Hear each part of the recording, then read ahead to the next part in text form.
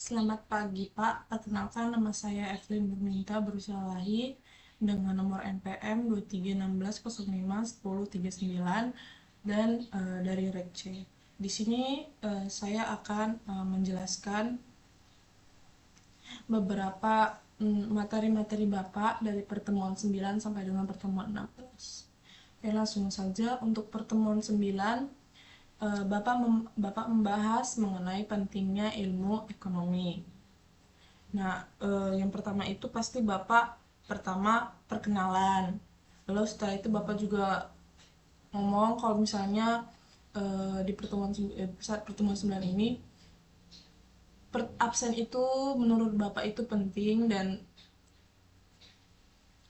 itu ada nilai-nilai ekonominya saat datang ke kampus, saat mengeluarkan biaya ke dalam kampus juga diperhitungkan. Jadi Bapak selalu menomorsatukan absen. Lalu Bapak juga jelasin kalau misalnya Bapak masih support sama kita kita kita semua. Kalau misalkan jurusan kita itu the best dibanding yang lain, karena jurusan kita udah terakreditasi internasional yang pertama. Lalu setelah itu jurusan kita ini lebih fleksibel dibanding orang lain gitu, seperti itu. Lalu setelah itu Bapak juga menjelasin beberapa tujuan dan manfaat mengenai ilmu ekonomi. Lalu setelah itu Bapak juga menjelasin tentang eh, apa apa apa kebutuhan dan kemampuan yang biasanya dicari di dalam dunia kerja dan biasanya itu terdapat di jurusan ilmu administrasi bisnis, seperti itu. Dan setelah itu Bapak juga mulai oh ya, Bapak juga jelasin mengenai pembahasan dan diskusi di kelas mengenai tentang kereta api cepat atau WOSH yang dari Jakarta ke Bandung. Ini adalah suatu penambahan, salah satu syarat dari pembuatannya ini jadi karyawan di sini adalah pintar dalam berbahasa Mandarin. Lalu ada lagi tentang kasus Rempang.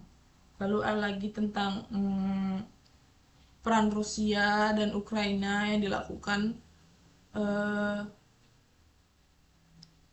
yang terjadi saat ini karena ingin menghancurkan Eropa secara ekonomi itu secara perlahan. Jadi mereka yang bertengkar lalu lama kelamaan semua kena, tapi itu secara perlahan seperti itu. Lalu ada lagi harga pangan yang meningkat kasusnya. Lalu ada lagi mengenai ekonomi makro yang berpengaruh pada sistem politik, kurs, dan lain-lainnya. Untuk pertemuan 9 Bapak masih menjelaskan seperti itu.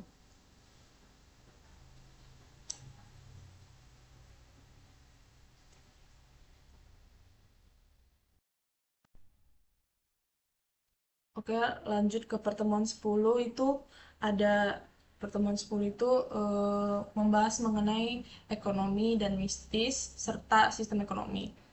Yang pertama itu politik. Politik dilihat dari garis besar ekonomi pemilihan.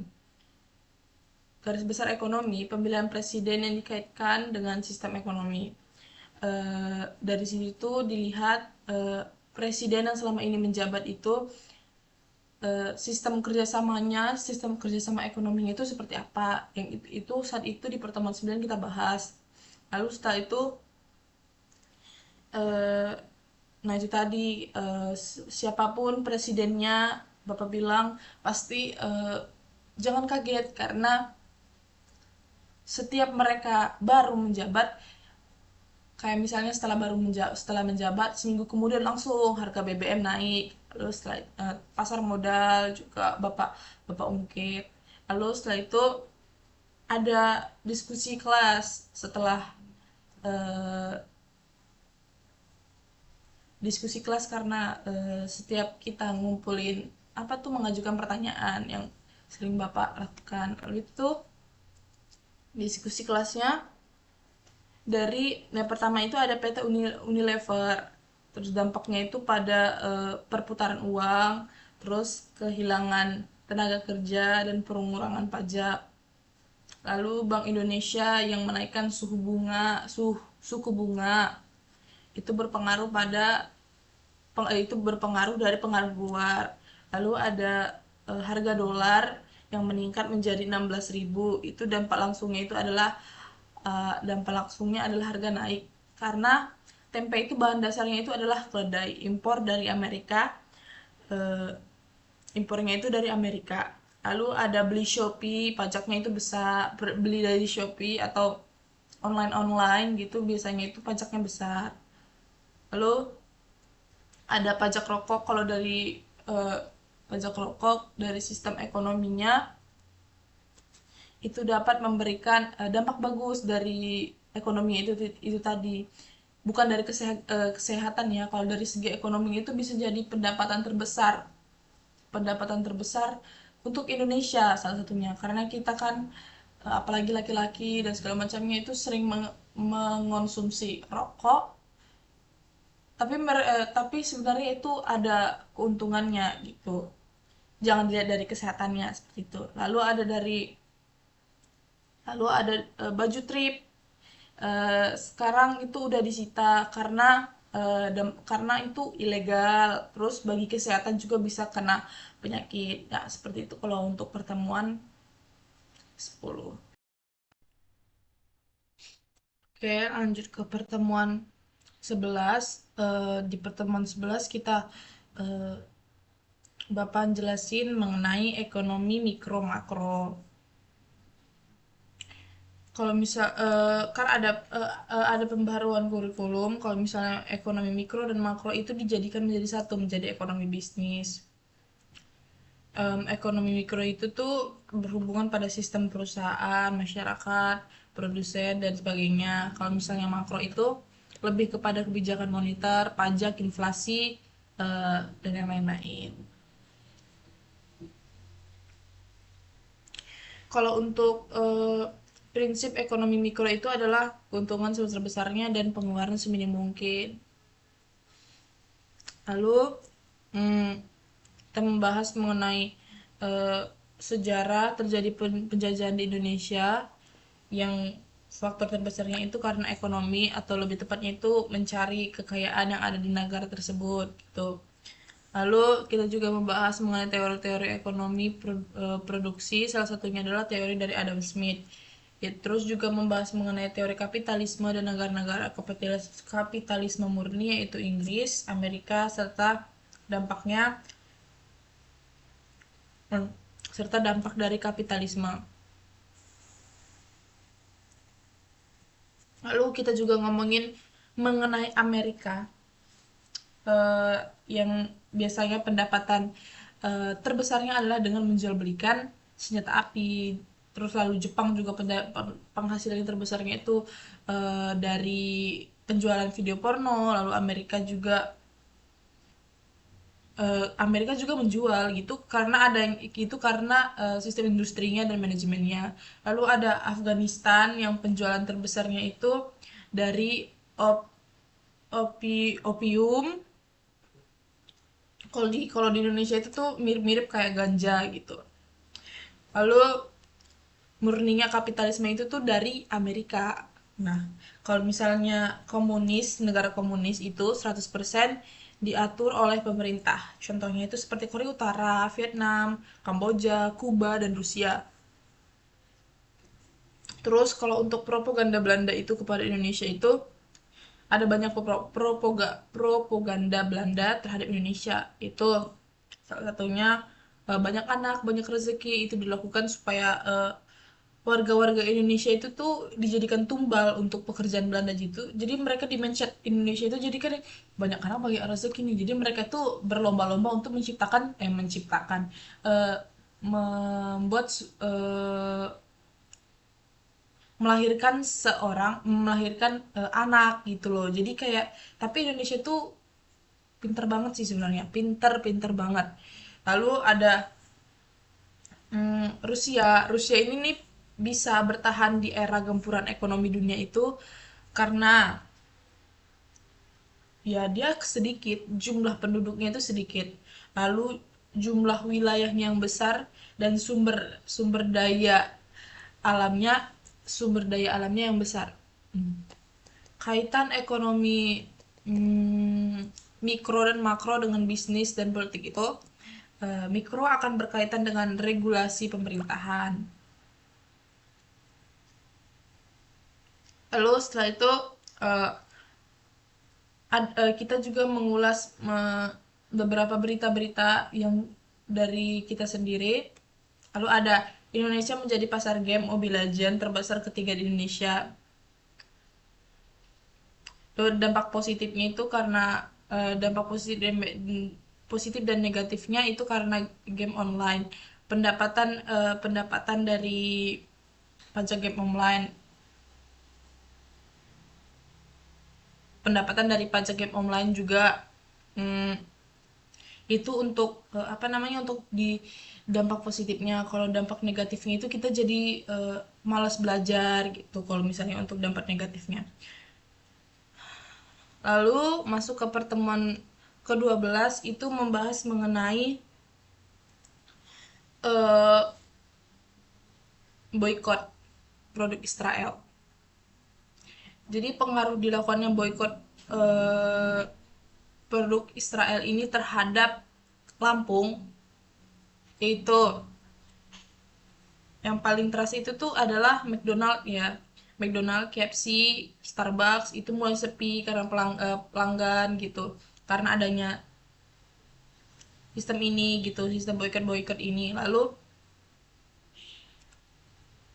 karena dikarenakan tempat-tempat seperti itu sepi dan segala macam, jadi otomatis karyawannya pun terancam dipecat. Lalu terus ada lagi produk-produk yang pro terhadap Israel juga ikut serta dalam pemboikotan ini gitu. Lalu ada boykot produk seperti produk Unilever karena Unilever itu menyumbangkan dananya untuk membantu Israel dalam proses memproduksi senjata yang digunakan untuk menyerang Palestina. Lalu adanya pemboikotan ini dampak positifnya untuk kita dengan apa itu namanya boykot ini bisa membuat kita menjadi lebih menghargai dan lebih memilih produk lokal dibanding produk luar negeri seperti itu. Itu untuk pertemuan ke-12. Lanjut ke pertemuan 13 mengenai ekonomi hijau. Nah, tentang ekonomi hijau ini Bapak ya kita membahas tentang ekonomi hijau.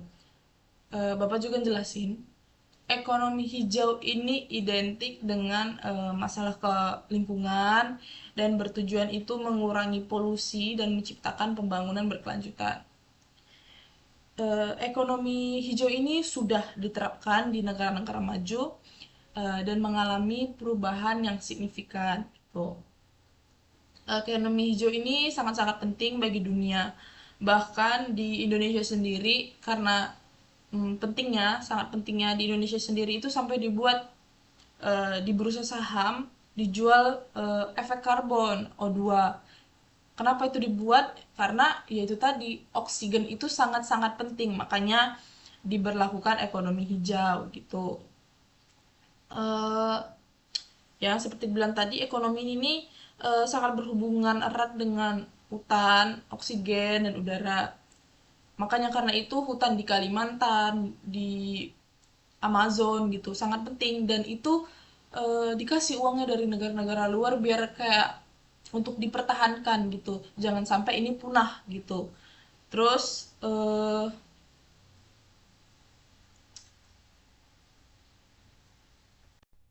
terus ekonomi hijau ini dijual itu bukan cuma pohonnya sebenarnya, bukan cuma udaranya, tapi seluruh alamnya itu penting gitu. Ya, jadi hijau itu bukan berarti harus hijau-hijau daunnya, pohonnya gitu. Iya memang sebagian besar dari situ karena udara kita perlu gitu. Tapi bukan cuma itu gitu loh. Eh dari dulu itu masalah lingkungan itu eh, memang sebenarnya penting. Tapi di zaman dulu mereka beberapa negara-negara besar gitu seperti Cina, terus Korea Utara gitu, membangun sebuah pembangunan itu tanpa memikirkan lingkungan gitu loh. Jadi sampai di Inggris itu ya seperti Bapak bilang muncul fenomena kayak kupu-kupu warnanya hitam seperti itu ya. Karena eh, tingginya sebuah sistem tingginya pembangunan industri-industri mana-mana gitu. Tapi nggak mikirin kalau misalnya ini dampaknya besar loh untuk lingkungan gitu, sampai kupu-kupu aja hitam. Tapi seiring berjalannya waktu mereka sadar gitu kalau misalnya lingkungan itu penting gitu. Makanya karena itu sampai setiap ada rapat-rapat dunia sampai sekarang masalah lingkungan itu pasti diselipin gitu karena saking pentingnya gitu. Tapi pas itu eh, eh, eh, apa namanya, Cina ya seperti Bapak bilang, Cina itu sampai memberontak, bukan memberontak ya seperti itulah, memberontak eh, dan membuat apa namanya, pengen juga membuat pembangunan besar-besaran gitu, dan di gimana tuh dijudge sama negara-negara luar, kenapa buat kayak gitu, itu kan merusak lingkungan gini gini gini gini. Tapi Cina tuh bilang kalau misalnya lah, kok bisa kalian buat pembangunan kami nggak bisa gitu lah, kenapa Asia nggak boleh kayak gitu, harus hanya negara Eropa dan Amerika yang cuma bisa bergerak bebas gitu lah, mau jadikan boneka nih kami gitu, seperti itu, sampai ada kasus kayak gitu kan. Lalu eh ya kan seperti dibilang juga masalah lingkungan ini penting. Sekarang ini sekarang ini aja di Bandar Lampung salah satunya seperti di dekat Wai Halim Jalan itu ada beberapa seperti selokan yang besar-besar itu. Nah, itu sebenarnya penting biar tidak terjadi banjir. Tapi di dekat tapi kan sekarang udah ada namanya pelebaran jalan karena ingin membuat suatu pembangunan, buat rumah atau segala macamnya. Jadi selokan itu dibetonin gitu, ditutup gitu kan. Dan dampaknya pasti salah satunya adalah banjir. Itu pasti pasti pasti banget banjir. Walaupun sebenarnya kalau kita lewat cantik ya, indah, ada ininya, ada bola-bolanya segala macam gitu kan. Tapi kayak pas udah muncul hujan bentar aja gitu langsung kayak banjir gitu. Nah, harusnya eh, pemerintah masih eh, bisa memikirkan gitu saat melakukan pembangunan atau segala macamnya, bisa memikirkan faktornya untuk lingkungan apa. Banjir itu kan pasti berdampaknya itu kan besar juga kan untuk eh, kena itu, jadi pasti eh, penyakit juga untuk kita. Lalu setelah itu biaya uang keluarnya juga banyak gitu, soalnya kalau kita banjir yang kena itu kan pasti motor rusak segala macam, terus ada kalau misalnya masuk banjir ke dalam rumah, kena kasur segala macam, butuh biaya untuk memperbaiki juga kan, untuk ngeringin apa segala macam, bersihin, itu banyak uang keluarnya. Jadi kalau kita anggap simple gitu, sebenarnya suatu fenomena seperti banjir ini sebenarnya enggak, harusnya tidak seperti itu pemikirannya gitu. Dampaknya itu besar. Jadi kalau untuk pertemuan 14 ini membahas mengenai ekonomi hijau.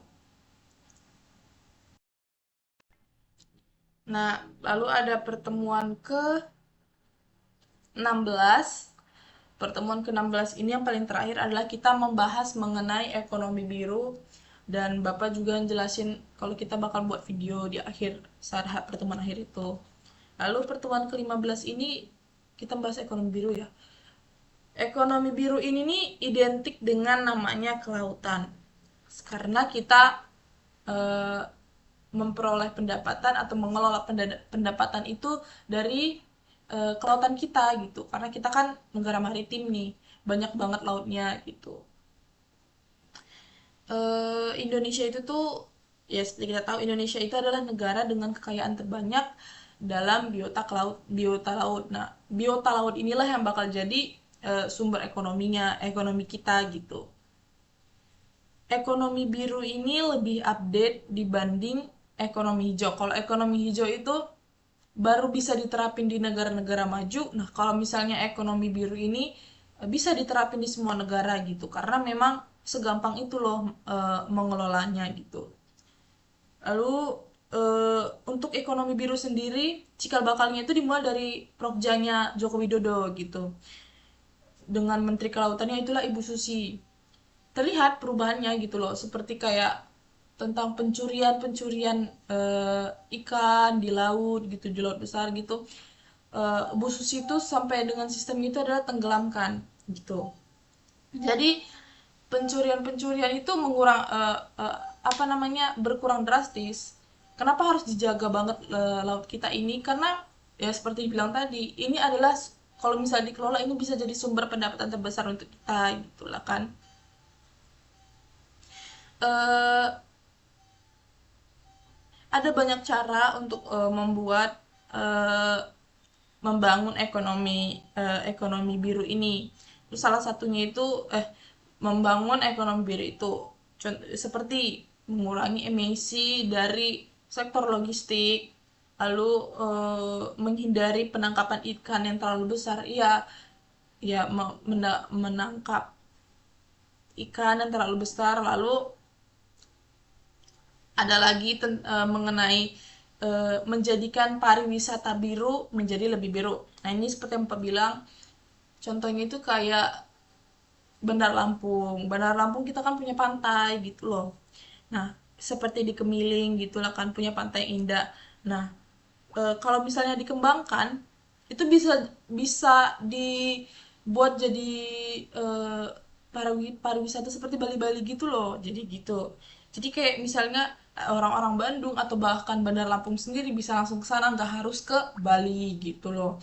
Jadi sebenarnya, nah, kan lagian untuk jalan Kemiling itu sekarang aja udah dilakuin juga kan, udah diperbaik, untuk jalan menuju Kemiling itu tadi, menuju pantai itu tadi, itu udah diperbaikin gitu. Jadi kayak eh, kalau misalnya lebih dikembangkan lagi, jadi perputarannya itu lebih besar lagi gitu loh. Jadi kayak kalau misalnya lebih banyak wisatawan datang ke dalam Kemiling itu, pasti yang pertama bangun di situ villa, hotel gitu. Jadi kayak semua dapat keuntungan seperti itu. Kalau untuk ekonomi biru, lebih tepatnya Bapak menjelaskan seperti itu.